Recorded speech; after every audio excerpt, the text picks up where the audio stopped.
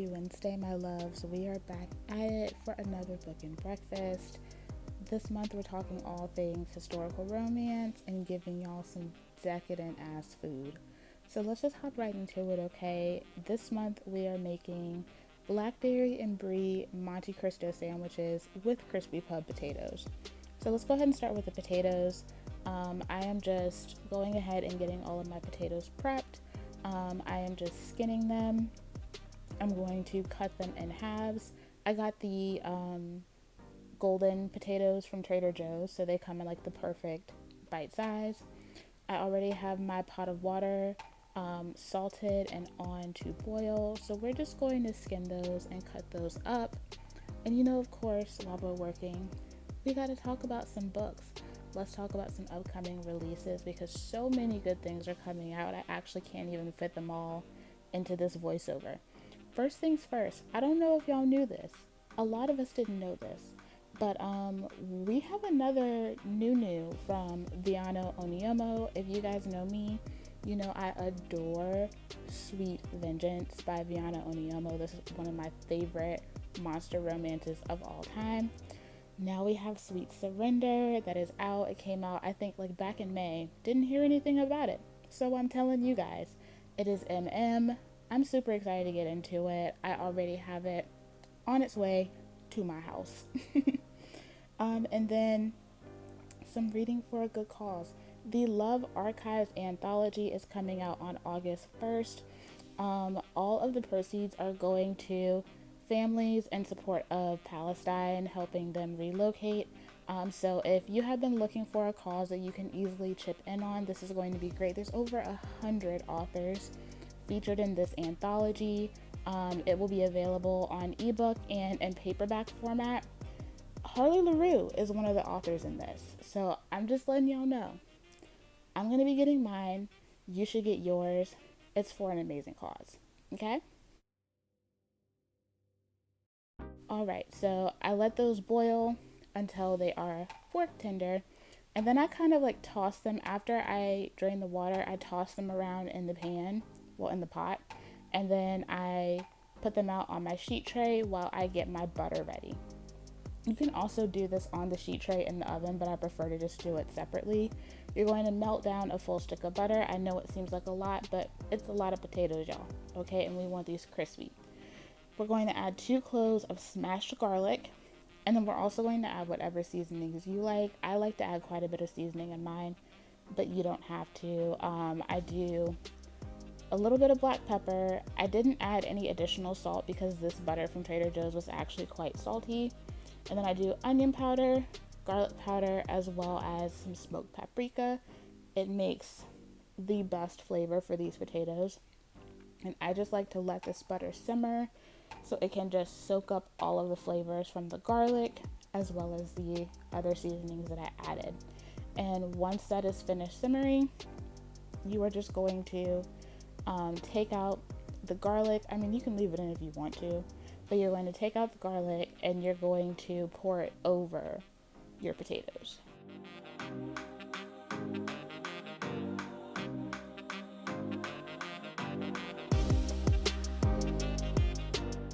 Once you do your big pour, you're going to toss them very, very well.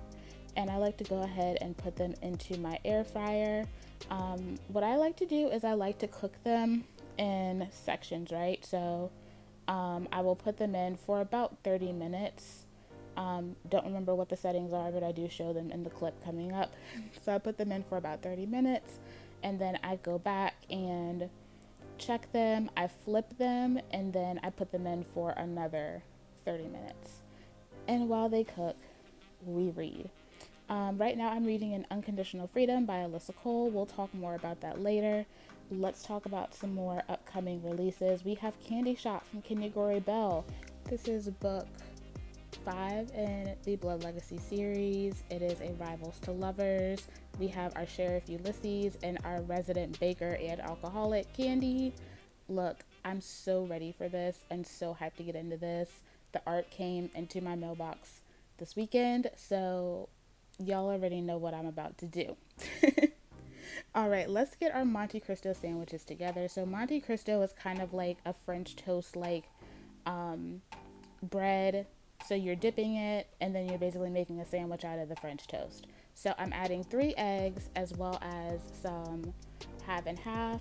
I want more egg than half and half because I do want this to be a little bit eggier of a sandwich. I want this to be a little bit stiffer in texture, not super pillowy like a regular French toast, okay?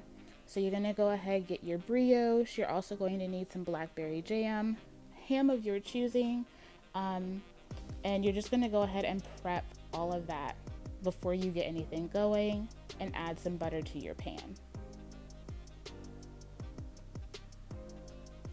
All right, once you're ready, you're going to take each piece and you're going to do a very light dip. You don't want this like deeply soaked, like I said. On one side, on the other, throw that baby in the pan and let her cook, okay?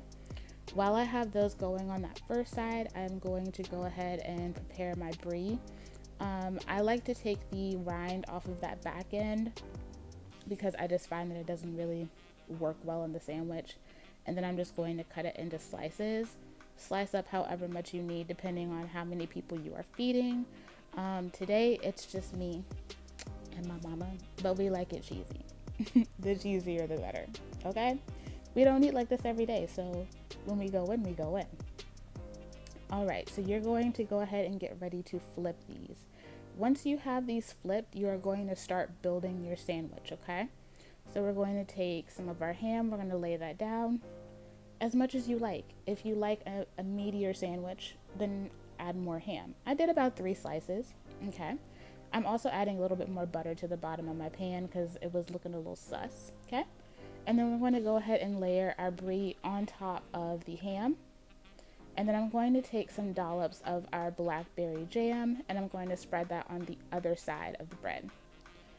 And once I'm ready, I'm going to put all of that on top and I'm going to let the cheese melt. Now, I like to add a couple of ice cubes in there, okay? What this is going to do is it's going to cause steam. So you're going to throw your ice cubes in the pan, cover it, the steam will melt it, and then you'll just take it right off. It doesn't make the sandwich soggy, but it keeps you from burning your sandwich, okay? And I just want y'all to see how ooey gooey yummy this is. Look, you see that? Yes, look at that cut. So beautiful, so perfect. And then you just add on your potatoes. Y'all, it's so good. So while we're cooking up our second sandwich, let's go ahead and finish up these upcoming releases. We do have Dark Restraint from Katie Robert. That's coming out on the 6th of August. This is the next installment of the Dark Olympus series. I believe this is going to be featuring Ariadne, if I remember right. Ariadne and the Minotaur. We also have The Offer by T.M. Richardson. This is going to be her second Why Choose romance. So this is going to be poly. I love that she writes older characters, middle-aged characters. That's going to be coming out on 7/30, so be on the lookout for that.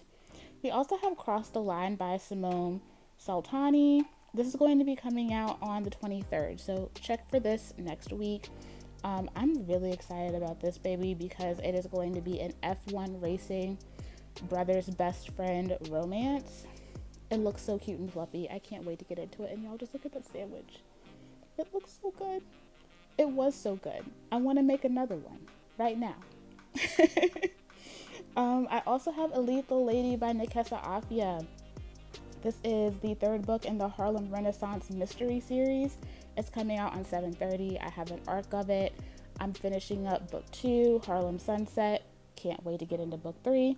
And then Second Ties the Charm by Chandra Bloomberg. This comes out on August 6th as well. It looks super duper cute. I got an arc for it. I can't wait to get into it. Of course, I will be letting you guys know if I enjoy it. So that is our meal. Guys, this was simple. It was easy, but it was so decadent, so yummy, and I just felt like it fit the theme of this video perfectly.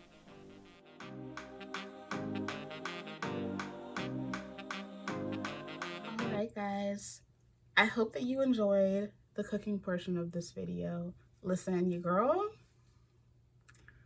I was doing my thing, okay? This was kind of a brainchild put together from a couple of dishes that I tried at various restaurants, and then like some tweaking and brainstorming of my own. So it is my original recipe, but it is inspired by some other recipes that I've tried. I will have the full ingredients list and recipe in the description box below if you would like to make this meal. It was so good, y'all. Very rich, but like not too rich. It was on point. This month's theme for Book and Breakfast is all about historical romance. I just felt like a yummy, decadent brunch is perfect to go with historical romance, and especially because everyone is like in their Bridgerton era right now. We're all kind of wrapping up our Bridgerton season 3 binges. I wanted to give you guys some book recs to kind of help scratch that Bridgerton itch, because we don't fuck with Julia Quinn over here. I love me some Shonda Rhimes, but Miss Quinn, no. But Miss Quinn don't fuck with us.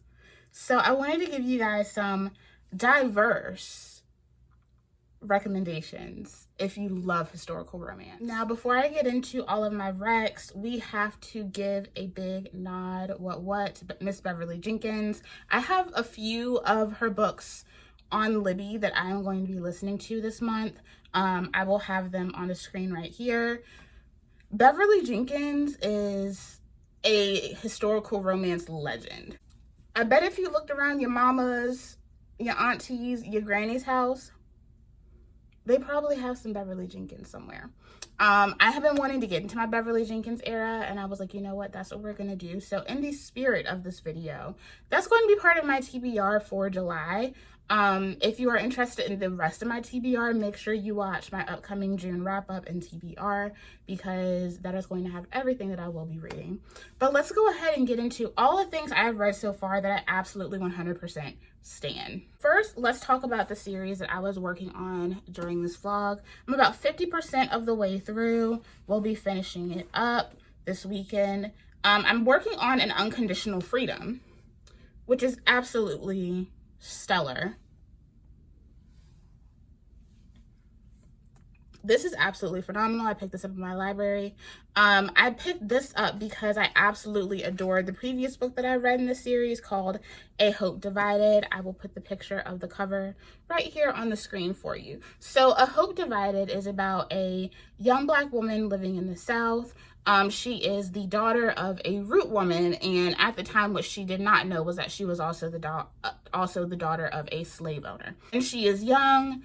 Her sister comes and gets her to live with the family under their protection. So she is a free Black woman living in the South, but of course, as a woman living in the South, there are still limitations to what she can do. And so in her adulthood, she is really kind of living a more so privileged life than the average Black person would at the time. She works as an herbalist, and she has her own space where she kind of gets to do her own thing. She is well respected in the community. And she also works with the Loyal League, and they provide books and different things of that nature to many of the prisoners that are in the area. One day she's going out doing her own thing, doing her book delivery, and she comes across this man that she has been crushing on for a hot ass minute, okay?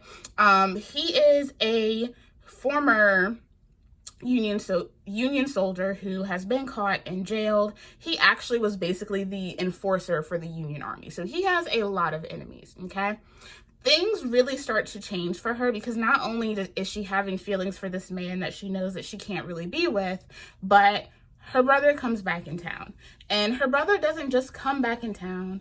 He comes with a wife, a very white, Southern, Confederate wife. And she starts to make life a living hell for her. Not only has she come in and taken over the house and is upset and concerned by the fact that she is not being treated like a servant or a slave, this woman is inviting in Confederate generals into their home.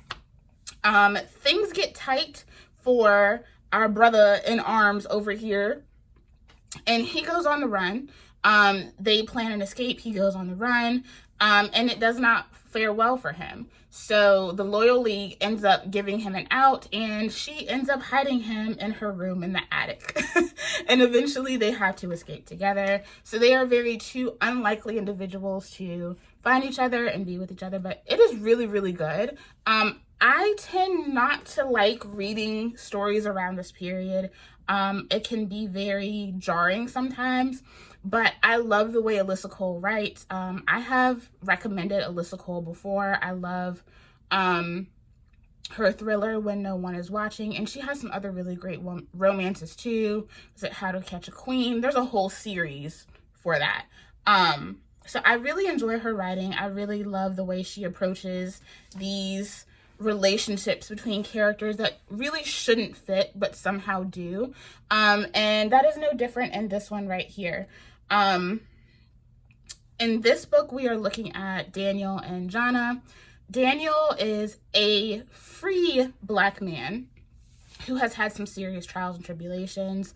When he was earlier in his life, he was very skeptical of these abolitionist movements. The woman that he was in love with was an abolitionist. She was a free Black woman, and she was doing everything she could to help the community. And he was like, why? Like, what's the point? Like, go enjoy your life, settle down, have some kids. And she was very adamant in that we're not free until all of us are free. Anything can happen to us at any time. She goes off to do her work and rejects his proposal. And one day he is out doing his thing, talking to someone that he believes is an abolitionist. And what they do is they end up actually attacking him and selling him back into slavery. By the grace of God, at some point, this woman that he previously asked to marry him discovers that he has been enslaved and basically gets everything in order to get him freed, okay? He ends up joining the Loyal League, and he has nothing in his heart but revenge and retribution, okay? So enter years later, he's getting ready to go on a mission. He finds out that he is going to be getting a new partner, and his new partner is Janetta, okay? I'm probably pronouncing that wrong. I apologize. Janetta is a Cuban heiress. Her father is a slave owner, and she has been working undercover for the Confederacy for some time. When those things are discovered, her father is taken into custody by the Union Army because they believe that he is the one that is narking on them.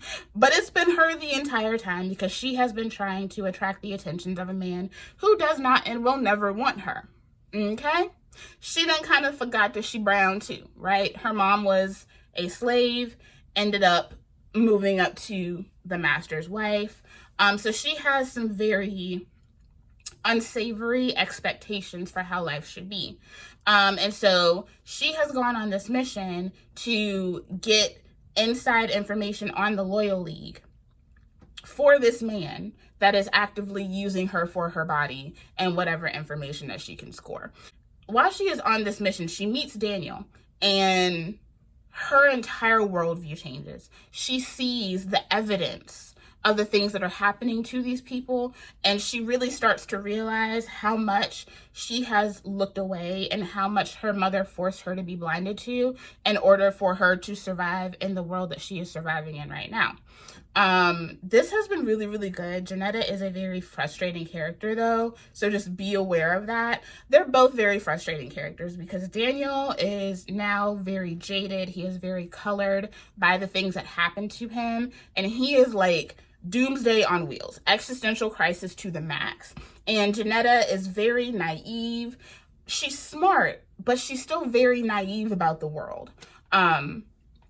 So this has been very, very good so far. And right now they have that air of like trying to ignore each other's attractions to each other, but it's not working.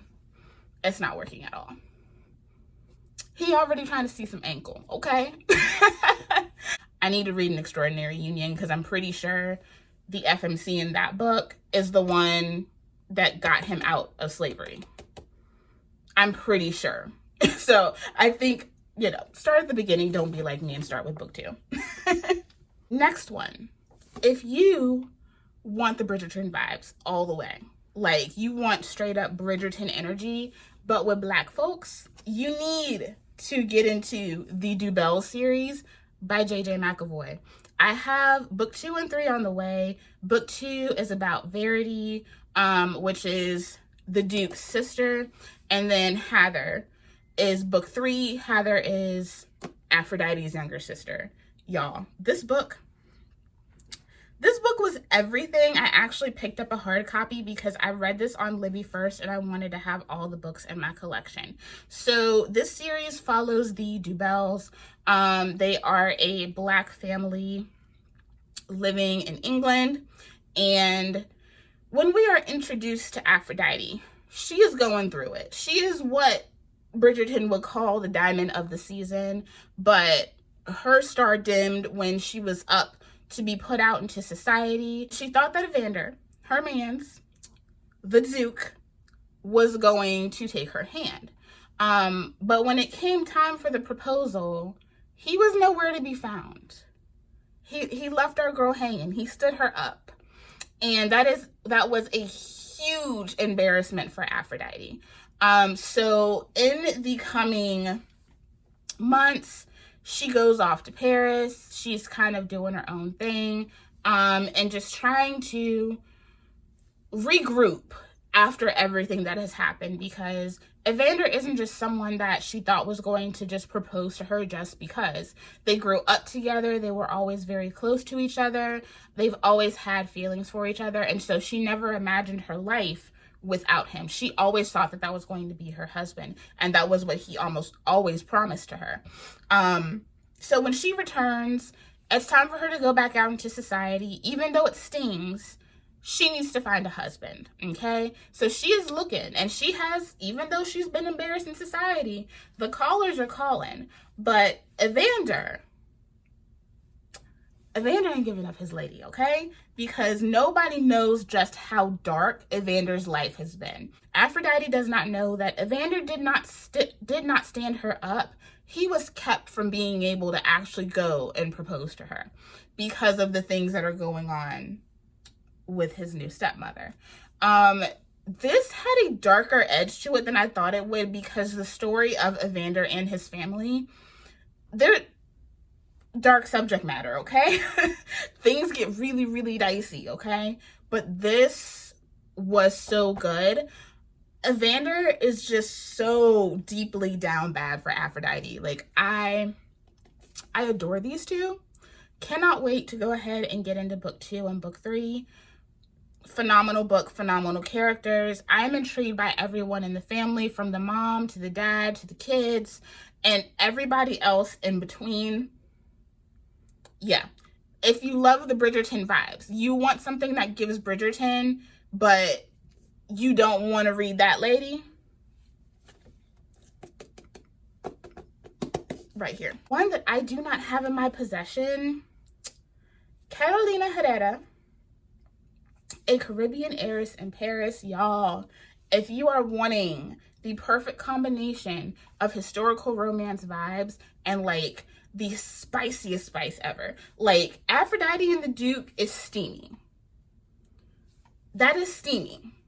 You get some good scenes, but it's steamy. A Caribbean Heiress in Paris. Listen, that man's mouth. Girl. So this story follows Luz Alana, who is the heiress of a rum distillery. Okay? She has just traveled to Paris with her sisters. They are trying to get their footing. And of course that is difficult as 3 young brown women in Europe, okay? And especially with the trade that they are working in, they are at a huge disadvantage simply because of their sex alone, okay? So she is trying to get her product out there, and she goes to this kind of like expo for various distilleries. So people are coming from several different countries. So she goes to her table, and there's a man there. a very fine Scotsman and enters Sinclair. Sinclair is also in the distillery business. His family is very well known for the spirits that they create. And they have their first meet cute quarrel in which she makes it very clear that, yeah, this is my table. And if we have to share, then you're going to make sure that people see my shit. And he loves the way that she puts him on blast. And the rest is just history. It is so good. I love seeing the infusion of Luz's culture within her business and her relationships with her sisters, as well as the relationship with Luz and Sinclair. They end up having a little marriage of convenience type situation, and I love it. It was so good. Listen, when I tell y'all, the spice was spicing. I was like, the mouth on this man. That's what they doing in Scotland. Y'all, absolutely filthy. I adored it. Every single second of it. The plot was plotting. The romance was romancing. And the smut was smutting. I need to read book 2 in the series. And I'm pretty sure book 2 is actually sapphic. So I'm excited for that because we do not get a lot of sapphic historical romance. So I'm hyped for that one. But yes, Adriana Herrera, a Caribbean heiress in Paris. Y'all got to get into it. It is so good, especially if you're someone who is on the fence with going into historical romance. I promise you're going to love it. The next one is actually a YA read, but this was so good. Those of you who keep up with the bookish community probably already know what I'm about to talk about. This is The Davenports by Crystal Marquis. I love the cover and I hate that it came damaged. Listen, look, I know it's just a book, but it's also like not just a book, and it's so pretty. But I'm so excited for book 2 because book 2 is this really gorgeous lavender. Anyway, in 1910, the Davenports are one of the few Black families of immense wealth and status in a changing United States. Their fortune made through the entrepreneurship of William Davenport, a formerly enslaved man who founded the Davenport Carriage Company years ago. Now the Davenports live surrounded by servants, crystal chandeliers, and endless parties, finding their way and finding love, even where they're not supposed to. There is Olivia, the beautiful elder Davenport daughter, ready to do her duty by getting married, until she meets the charismatic civil rights leader Washington Dwight and sparks fly.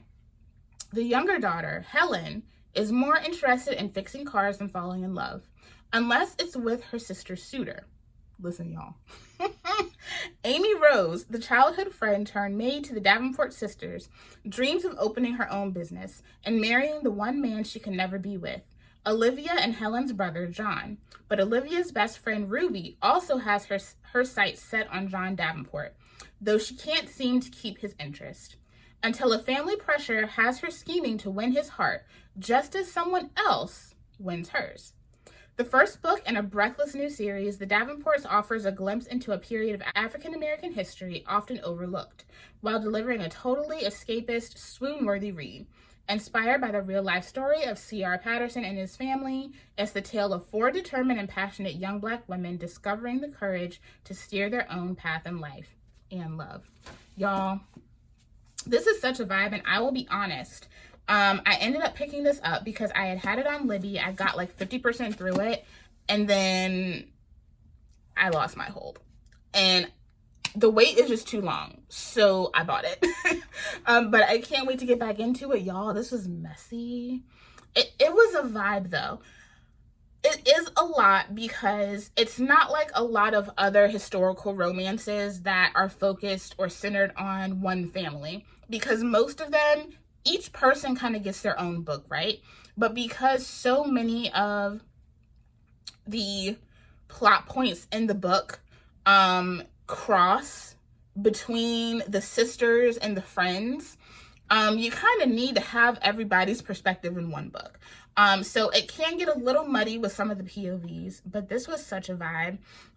This isn't a period like that 1910s United States aspect is not something that is really written about. It's amazing seeing a family that is of this caliber written within this type of world. I adore it. I love the baby sister because she is just like, she is a fix-it queen. Like, she is smart. She is out here like doing the work. I feel like she is going to be insanely brilliant come like the next book, because where she is right now and the difficulty she's having with wanting to be a part of the family business, listen, they better stop underestimating that woman.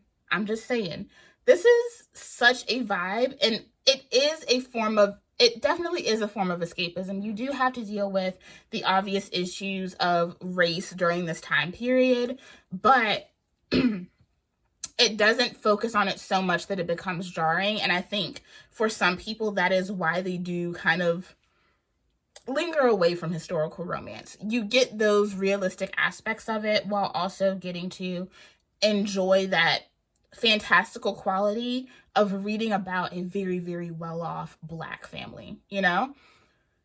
It's really, really good. It's really good. Like I said, it is YA, but I think that this is one that a lot of you guys will adore. And then the last one, the first book in the Luna Sisters series. I'm actually halfway through book 2, and I actually love it more than I do this one. Even though I do have my criticisms for this book, this is Ana Maria and the Fox. I still absolutely adored it for what it was. I have Ana Maria, and we also have Gideon Fox, okay? These are our 2 love interests. I will say I feel like this book in general, and that's my greatest criticism, doesn't quite hit with the romance for me, but the historical aspects of it and the relationship between the sisters is absolutely chef's kiss, okay? So Ana Maria is coming from Mexico with her sisters. This is centered on the French invasion of Mexico at the time, okay? And her dad is well off, prominent within the community, has very close ties to the president of Mexico. And so they are told that they need to flee. They need to get out, or they are going to be basically killed, kidnapped, whatever them folks feel like doing to them. So they are sent to England to start a new life, but to also gather intel. So not only are they playing, displaced heiresses, they're also doing their own little thing here as well, okay? Ana Maria is the oldest of the 3 Luna sisters, and she is, her spirit is just everything, and it is something that is seen as unbecoming in the ton, okay? She is very boisterous and loud. She laughs and she's free. She loves color. And this is something that is very much looked down upon. And of course, enters Gideon Fox. Now, he is a Black man living within English society, and he is the first Black man in this community to gain any type of position in Parliament. So he is very high up, very well respected, but of course he deals with his issues too. And when he comes across Ana Maria, he immediately has this like visceral need for her, but he also battles with his own prejudices towards Ana Maria, based on who she is, just personality-wise and culture, okay? And so much of the rift between Ana Maria and Gideon is that the ways in which she acts can be seen as unbecoming to him as a Black man in society. Okay, so boom. My only issue with this is that Gideon is just as judgy towards Ana Maria as many of the other people within the English society at times.